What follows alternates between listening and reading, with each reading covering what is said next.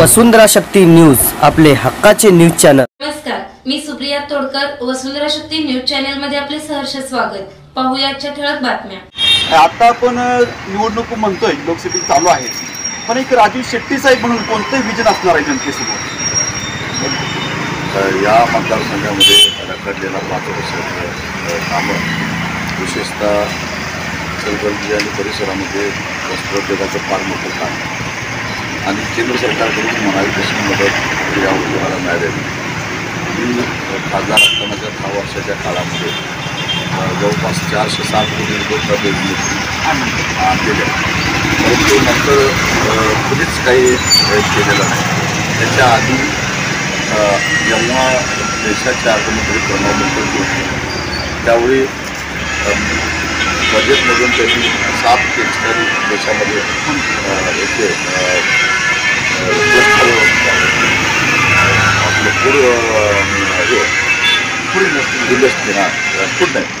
Textile industry declare केली होती, त्यातला एक चलगर्जीला मिळालेला होता पार्क टेक्स्टाईल। आता पण म्हणजे तुम्ही खासदार होता बरोबर, पण तो इचलकरंजीचा जो विकास व्हायला पाहिजे होता तो तुमच्या दृष्टिकोनातून झाला आहे का?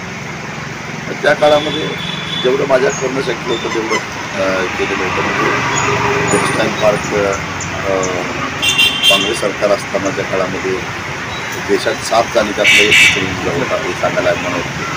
त्याच्यानंतर 2014 नंतरच्या 5 वर्षाच्या काळामध्ये एकूण महाराष्ट्राला केंद्राकडून जे 1460 कोटी रुपये मिळाले होते त्यातले जवळपास 460 कोटी रुपये इचलकरंजीला मिळालेले। म्हणजे मी लोकप्रतिनिधी जेवढं करणं शक्य होतं तेवढं केलं। आपण मुद्दा राहिला म्हटला त्यावेळी महाराष्ट्रामध्ये भाजपचं सरकार होतं आणि त्यांनी वारंवार वीज सवलत देण्याची घोषणा उपलब्ध केली, त्याच्यामुळे अनेकांनी साखर वाटली, परंतु ते मिळालं नाही।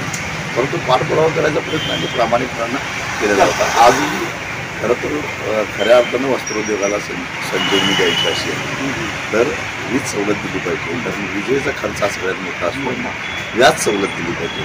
त्या दोन्ही गोष्टी सरकारच्या अखत्यारीत आहेत, तरी ते केलं नाही। आता किमान माझा तिथून पुढे प्रयत्न हा असा राहील, तसं शेतकऱ्यांना नाबार्ड किंवा NCDC-कडून कर्ज उपलब्ध होतं, तशाच पद्धतीने केंद्र सरकारकडून टेक्स्टाईलसाठी कमी व्याजाचं 3-4% व्याजाचं असं जर कर्ज उपलब्ध करणारी एखादी यंत्रणा कार्यान्वित केली तर खऱ्या अर्थानं दिलासा मिळेल, कारण व्याजानं अक्षरशः उद्योजक करत आहेत आणि तो व्याजाचा बोजा त्याच्यावर पडता कामा नये असं मला वाटतं। साहेब, आता आपण बघतो की इचलकरंजी ही वस्त्रनगरी म्हणून ओळखली जाते, परंतु जनतेच्या मनामध्ये एक वेगळं किलमिश आहे की जो तो येतो आपल्या सत्तेचं कारण करतो, खुर्ची घेतो, परंतु जनतेला नक्की काय पाहिजे हे कोणी विचारात घेत नाही, अशी एक भावना जनतेमध्ये निर्माण होते। त्याचं एक उत्तर काय तुम्ही सांगा?